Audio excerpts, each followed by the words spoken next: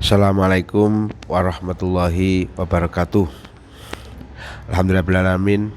Wassalatu wassalam ala sayyidil mursalin wa ala alihi washabihi ajmain. Amma ba'du.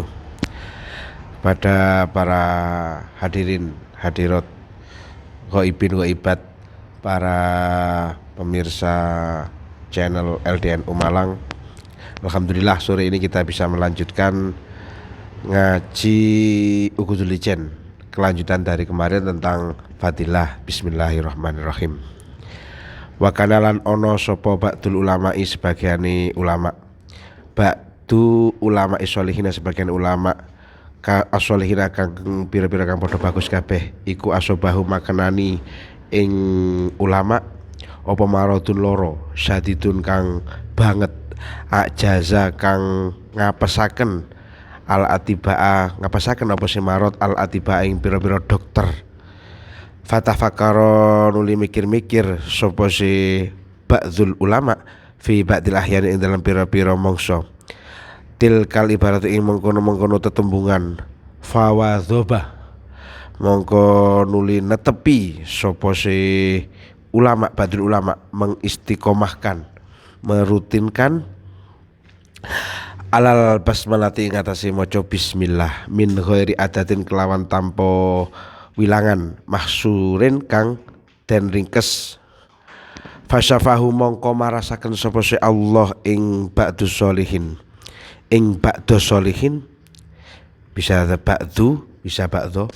Kalau hikayat berarti ing ba'dus sholihin, kalau secara nahwu berarti ba'dus sholihin.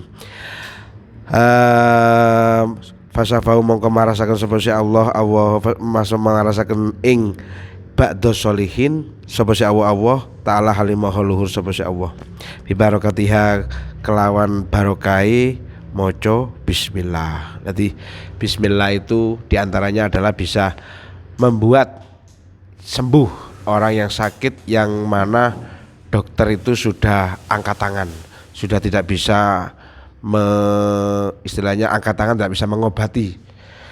Ini kita kalau dengan merutinkan membaca bismillahirrahmanirrahim itu insya Allah dengan keyakinan yang kuat bahwa itu adalah ayat Allah, karena Allah Al-Quran itu adalah syifaun, arti diturunkan oleh Allah itu sebagai obat, syifaun linnas, seperti halnya madu itu untuk obatnya para manusia, madu, jintan hitam dan Al-Quran ini adalah obatnya manusia, yang mana tidak ada yang bisa diobati kecuali kematian. Kalau kematian tidak bisa diobati, selain itu bisa diobati. Jadi bismillah ini adalah suatu doa tua yang mustajab, mujarab, yang bisa untuk membuat sembuh segala macam penyakit dengan keyakinan kita.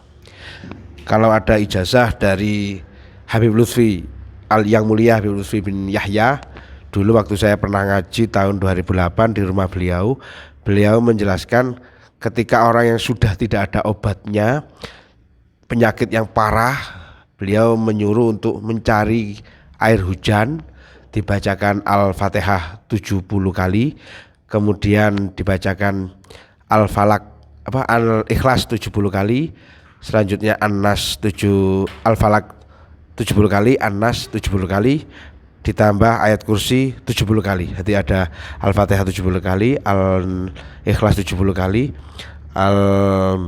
Falak 70 kali, An-Nas 70 kali, dan ayat kursi 70 kali.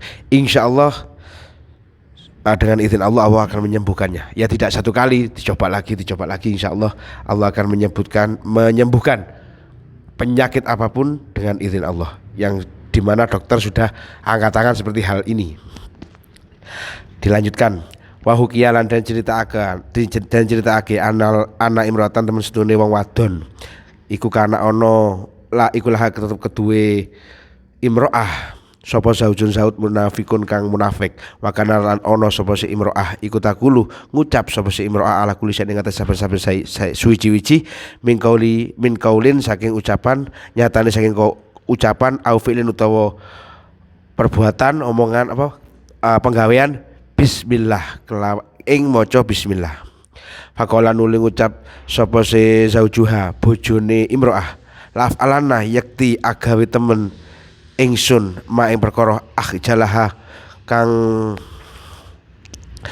mirangaken ing mirangaken atau membuat malu ingsun ing imro'ah. Saya akan membuat sesuatu yang membuat engkau itu malu. Nah, bi kelawan ma fadafa mongko aweh sapa se zauj suratan ing kantong. Waqala lan ngucap sapa si zauj bojo lanange wau ifadha ngrekso sira ing sira wadon ing surah atau kantong fi mahalin ing dalam panggonan wa ghadat halan nutupi sapa si wa ghadat halan nutupi sapa si imro'ah ing surah.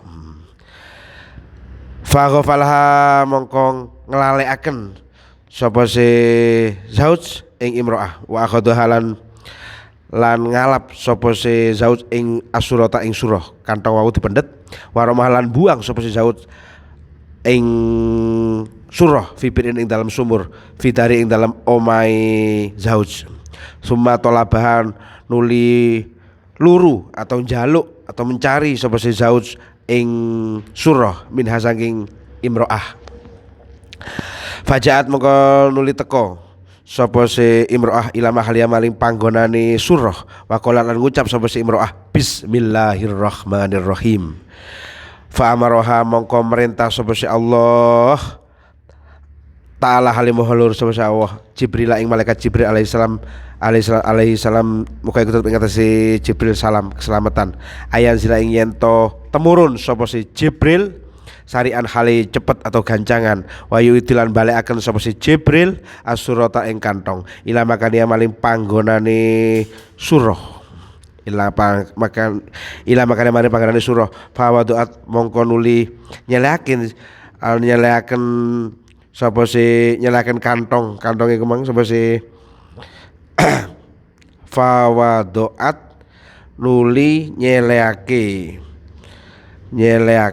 yadaha ing tangane imro'ah litak huda krana ngalap drapun krana ngalap sapa si imro'ah ing surah. Jadi perempuan tadi niku mboten semerep kalau kantong yang disuruh suaminya untuk menyimpan itu sudah diambil oleh suaminya dibuang di sumur. Memang tujuannya untuk membuat malu istrinya yang ngapa-ngapain selalu ngucap bismillahirrahmanirrahim. Mau menaruh apa baca bismillahirrahmanirrahim. Mau berbuat apa baca bismillahirrahmanirrahim. Mau apa ucapan apa bismillahirrahmanirrahim dulu.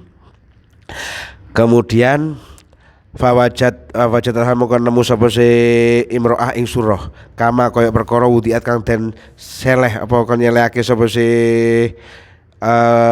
imro'ah ing surah faqada mongko ngalap sapa si imro'ah ing surah wa nawal tahalan ngelungake sapa si imro'ah ing surah ila zaujiha maring bojone wadon imro'ah mang fata aja mongko gawok heran gumun atau amazing ya tuh gitulah zaman sekarang bahasanya amazing suaminya itu gumun wah kok bisa padahal sudah dibuang ten sumur mindalika saking mengkono kejadian fawajadatha nemu nanti istrinya mengambil di tempatnya tadi itu masih ada padahal sudah dibuang di sumur goya tatajubi kelawan banget ya atau katoke gawok watabalan tobat sapa si zauj ilallahi maling Allah taala halimaha luhur sapa si Allah min nifaki saking munafiki zauj. Jadi dapat diambil kesimpulan bahwa dengan membaca bismillah yakin mau berbuat apapun yang baik-baik insya Allah akan menolong kita. Allah akan menolong kita. Dengan contoh seperti kejadian seperti ini, ada seorang wanita yang punya suami munafik, dengan barokahnya bismillah menjadi tobat dari kemunafikannya. Setiap mau berbuat apapun mengucapkan bismillahirrahmanirrahim. Kemudian memang suaminya ingin bertekad membuat istrinya itu malu, maka memberi kantong untuk ditaruh di suatu tempat. Kemudian tanpa sepengetahuan istrinya, suaminya mengambil dan membuangnya ke sumur di rumahnya. Dan setelah itu pura-pura kepada istrinya untuk mengambilkan barang yang dititipkan tadi atau kantong tadi, entah mungkin berisi emas atau apa. Tapi dengan barokahnya bismillah, Allah memerintahkan dia membaca bismillah, Allah malaikat Jibril untuk mengembalikan kantong yang sudah dibuang di dalam sumur tadi untuk kembali ke tempat semula. sehingga suaminya itu terkagum-kagum, kok bisa sudah dibuang, ternyata sudah masih kembali lagi ke tempat asalnya. Memang hukum asal pembacaan bismillah itu ada 6 atau bisa diringkas menjadi 5 di dalam kitab pembukaan I'anatul Thalibin juz 1 itu. Di antaranya singkat saja ya, waktunya. Pertama, hukumnya adalah hukumnya wajib, yaitu ketika walhasilu annaha tak tariha al ahkamul khamsah al wajibu kama fi sholati inda ma'asyirul syafi'iyah. Jadi pertama wajib menurut mayoritas madhab syafi'i, yaitu ketika membaca Fatihah itu harus ada bismillahnya, karena bismillah itu adalah termasuk bagian dari Sab'atul Masani, termasuk dalam 7 ayat dalam Fatihah itu. Walaupun madhab lain mengatakan bukan, Fatihah itu bukan bagian dari Fatihah. Tapi kita sebagai ma'asyirul syafi'iyah berarti wajib membaca bismillah dalam sholat atau dalam Fatihah. Yang kedua adalah istihbab ainan, sunnah yang ain atau wajib ain bagi pribadi, yaitu ketika kama fil wudu'i wal ghusli, ketika akan wudhu dan mandi, itu sunnah untuk membaca. Maksudnya ini ya mandi Jumat, mandi biasa atau mandi besar lah. Nah, ini sunnah untuk membaca bismillah. Kemudian ada lagi yang kifayah, berarti sunnah tapi sunnah kifayah, cukup salah satu yang membaca sudah mewakili, seperti kama fi aklil jamaati, kayak mangane wong jamaah bareng-bareng di nampan seperti anak pondok itu biasanya mangan di talam bareng-bareng, wis cukup siji maca bismillah, gak usah bareng-bareng, cukup.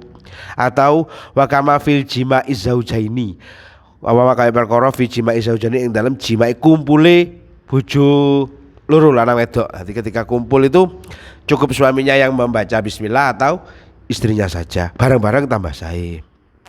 Fatakfi mongko cukup apa tasmiyatu akadihima, maca bismillah salah sijine zaujaini, kama fi samsi, kama kaya perkara kala kang wis dawuh sapa Syamsu Ar-Romli, Imam Romli, anahu temestune kelakuan iku az-zahiru perkara kang jelas. Wa takhrim yang ketiga berarti ya ini sunnah, kan ada 2, ada yang sunnah kifayah, ada yang sunnah ain.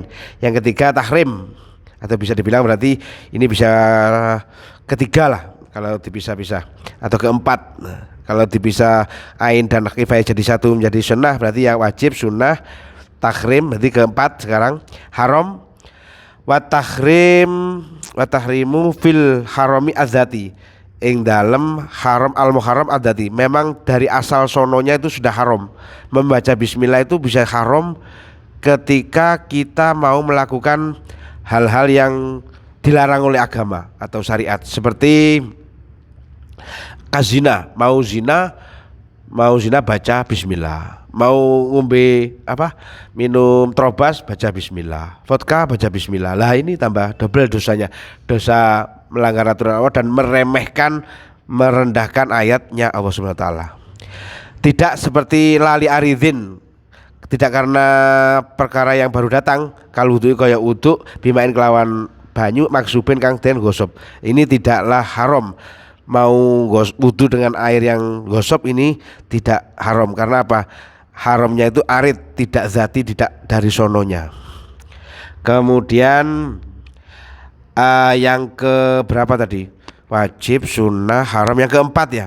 Yang keempat adalah karohah. Wal karohah fil makruhi adati, makruh membaca bismillah di dalam hal yang memang makruh zatnya. Contohnya adalah watukrohu alal makruhi lidzatihi kanadori li farji zaujatihi. Jadi melihat farjinya, hanunya istrinya itu kok sambil membaca bismillah diucapkan, nah ini adalah makruh. La li aridin, kalau karena hal yang baru datang itu tidak makruh, seperti kaaklil basoli, seperti makan bawang atau apa yang itu. Nah ini tidaklah makruh membaca seperti itu. Kalau membaca ketika membaca bismillah sambil melihat hanunya istrinya, lah ini makruh. Kemudian yang terakhir, ya ini diperbolehkan membaca bismillah, yaitu adalah fil mubahat alati la syarafa fiha kana klimatain min makanin ila akhari. Seperti tadi itu cerita wanita tadi itu sebenarnya hukumnya adalah mubah. Ketika orang mau memindah apapun barang dipindah baca bismillah, mau naruh apa baca bismillah. Ini mubah tapi bisa berakibat Allah selalu melindungi kita. Jadi memang kata kunci dari bismillah ini adalah memang ada di dalam awal ayat Al-Qur'an. Yang kedua adalah memang ada hadisnya Rasulullah, Kulu amrin la yubtada'u kulu amrin dzibalin la yubtada'u fihi bismillahirrahmanirrahim fahuwa abtar atau aktau au ajdam. Berarti setiap perkara yang bagus atau punya dianggap bagus lah, kemudian kalau tidak dimulai dengan bacaan bismillah, maka itu dianggap abtar atau aktau atau ajdam, atau artinya qalilul barokah, barokahnya sedikit. Makanya mu'alif kitab itu selalu memulai kitabnya dengan bacaan bismillah, karena satu tafaulan dengan Al-Qur'an itu dimulai bismillah, yang kedua ada hadisnya Kanjeng Nabi ini. Kalau nanti kilatul barokah bagaimana? Ya sedikit manfaatnya, sedikit pahalanya, sedikit barokahnya, sedikit semua kalau nanti memang kilatul barokah. Makanya agar barokahnya banyak, pahalanya banyak, manfaatnya banyak, para musonif memulai kitabnya dengan bacaan bismillahirrahmanirrahim. Mungkin sore ini kita cukupkan ngaji tentang fadilah bismillah sampai segini saja. Mungkin semoga bisa dilanjut pada pertemuan selanjutnya. Semoga bermanfaat kepada kita semua, terutama bagi saya sendiri dan semua penonton atau samiin samiat ghaibin ghaibat channel LDNU Kap Malang. Kurangnya itu adalah memang kesalahan saya sendiri. Kalau ada lebihnya itu adalah fadl dari Allah Subhanahu wa taala. Mungkin itu saja yang bisa saya sampaikan. Billahi taufik wal hidayah. Assalamualaikum warahmatullahi wabarakatuh.